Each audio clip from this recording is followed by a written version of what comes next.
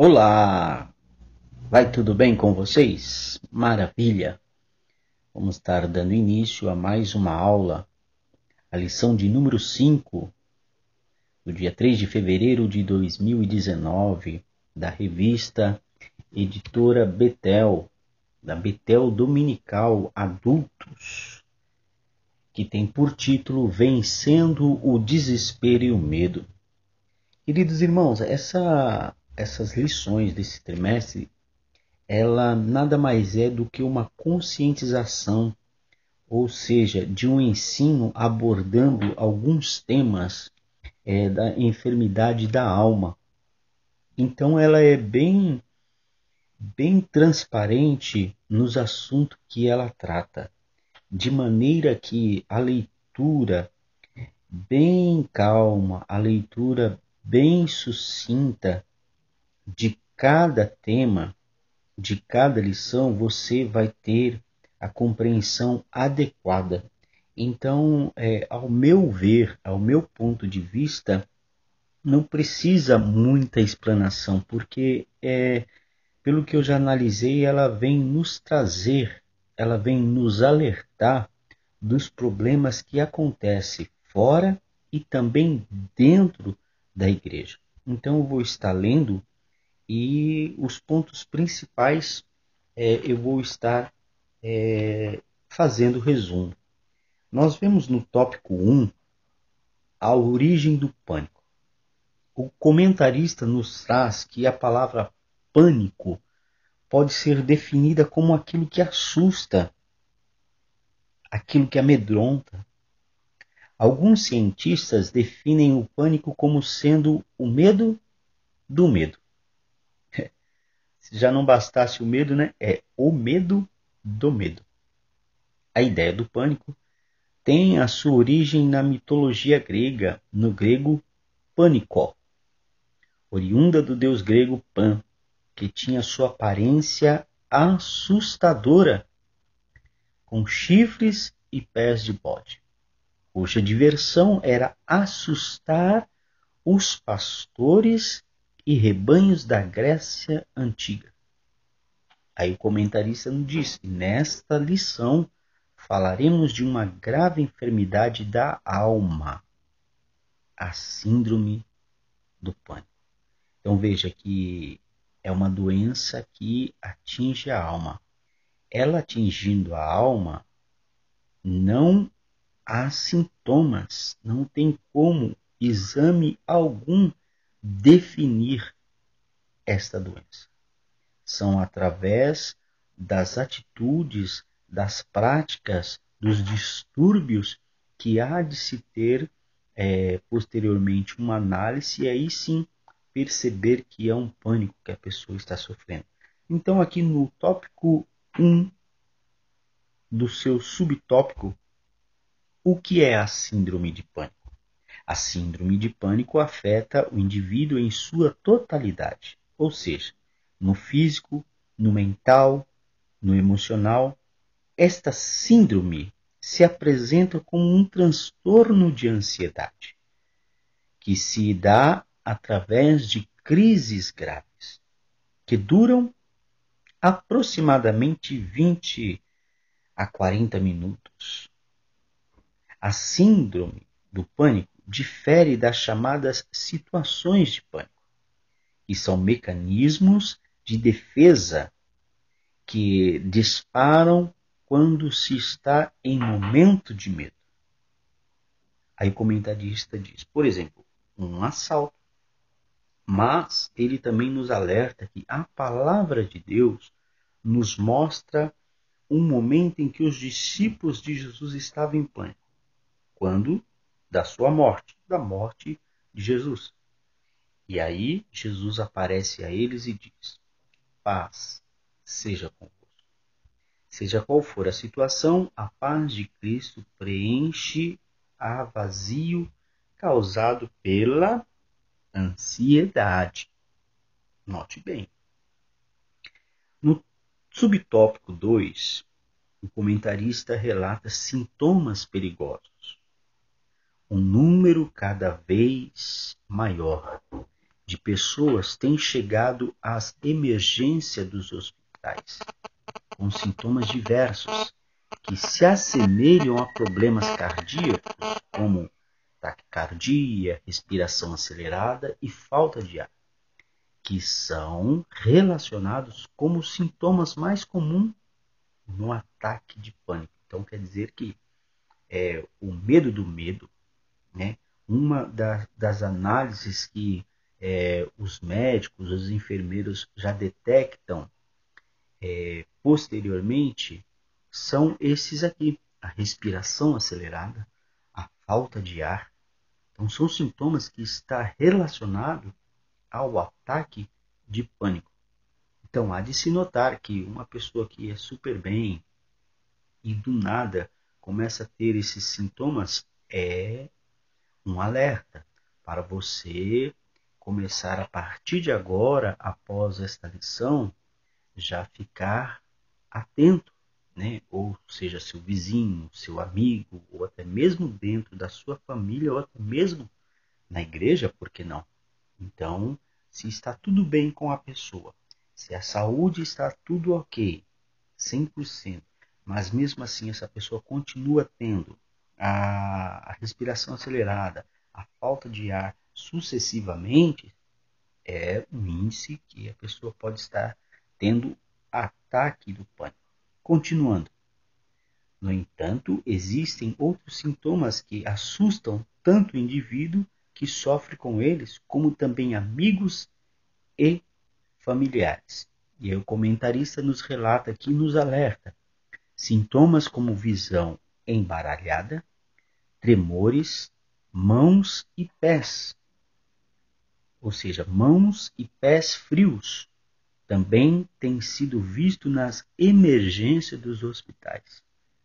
Então, queridos irmãos, professores e professoras, o negócio é grave, o negócio é grave, né? Logo no início desse trimestre, nós vemos o comentarista nos alertando que nem tudo é espiritual, que nem tudo é um problema que se resolve pela expulsão, pela libertação, precisa ser tratado, precisa ser analisado pausadamente, né? Que Deus venha nos abençoar. Continuando aqui, o subtópico 3 do tópico 1, um mal que atinge a alma.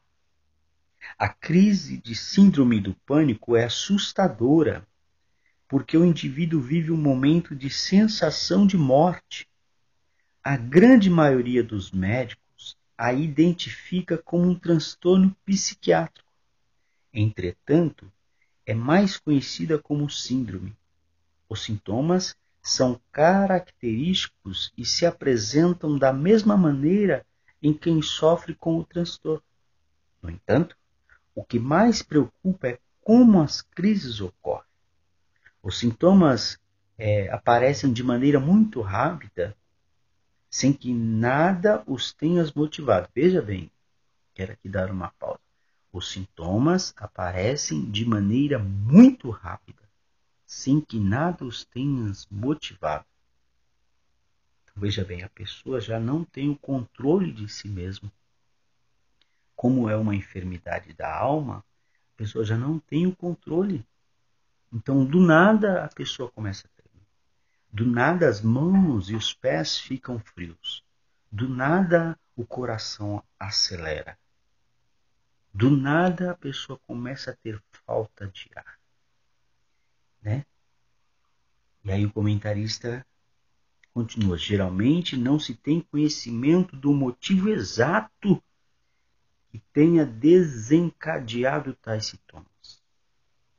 Muitos de nossos irmãos, apesar da certeza da proteção divina, têm sofrido com esta enfermidade, o que torna mais difícil para alguns entenderem o porquê de servos fiéis estarem vivendo um momento de pavor. Então, meu querido professor, professora e aluno que ouve a nossa aula, nós cristãos não estamos isentos O Senhor diz: neste mundo tereis aflições, mas tende bom ânimo. Eu venci, vós também vencereis. Este tende bom ânimo a gente pode relacioná-lo, neste caso, onde nos foge as forças, onde nos foge o ânimo, trocar este ânimo por fé. Tem de fé. Tem de fé você que tem alguém na sua família, tem de fé você que tem alguém no seu trabalho. Pela fé, algo tremendo pode acontecer. Então, nós cristãos não estamos isentos desta enfermidade. Que Deus em Cristo venha, através desse trimestre maravilhoso, nos ensinar, nos auxiliar nesta síndrome de pânico. Tópico 2. O que leva à síndrome do pânico? Muito se pergunta acerca do que leva uma pessoa a desenvolver os sintomas da síndrome de pânico. Mas a ciência ainda não tem resposta conclusiva para isso. Subtópico 1 do tópico 2. Possíveis causas. Os fatores mais investigados em busca das causas que possam ser responsáveis pelo aparecimento da síndrome são as questões genéticas e traumas ocorridos na família e também a possibilidade de uma combinação dos dois. Embora os fatores genéticos sejam os mais prováveis, ainda existem outros que são apontados como possíveis causadores. Aí o comentarista relata uso de drogas, abuso infantil e também problemas ocorridos com a criança na hora do parto. Torna-se cada vez mais importante por parte dos líderes da igreja a observação de membros que apresentam tais sintomas, pois um acompanhamento espiritual certamente irá auxiliar no tratamento psicoterapêutico, ou até mesmo, caso necessário, psiquiátrico. O acompanhante espiritual servirá para dar confiança nos piores momentos. Então veja aqui, irmãos, que o comentarista alerta aos líderes da igreja para ter uma observação dobrada, uma responsabilidade dobrada para tais membros que podem estar tendo a síndrome do pânico. De que maneira? Os auxiliando, os chamando para conversar, para poder entender a causa daquele tormento, daqueles momentos de pânico. E aí sim, claro, cabe aos líderes fazer o seu momento, que eu creio que o fazem, jejuam, consagra, pedindo a Deus a libertação, mas nesse intervalo, há a necessidade de ensinar ao membro. Procura um psicoterapeuta. Se o caso for agravante, procure um psiquiatra. Porque essas pessoas são formadas, estudiosas e aptas para tratar destas enfermidades. E nós, como líderes, auxiliar, orando, jejuando, tendo a comunhão, a fraternidade. O que cabe a nós vamos fazer.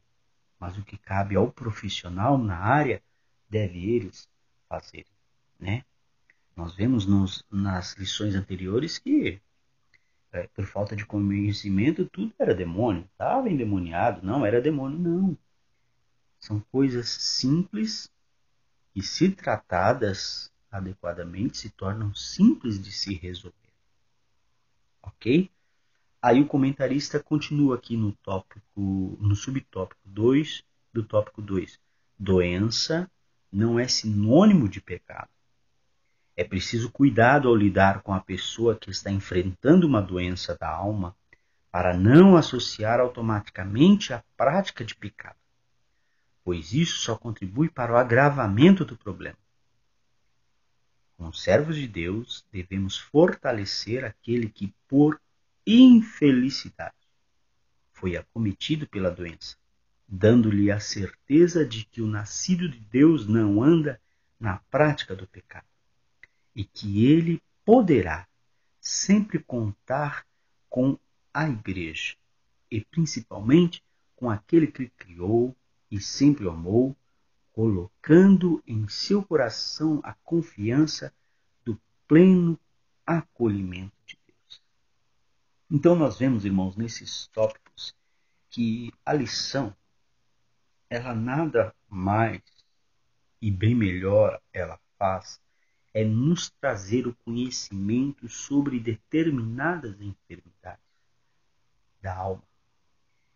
O comentarista se preocupou com a direção de Deus nos orientar para que nós venhamos saber como ocorre e como lidar com determinadas enfermidades da alma.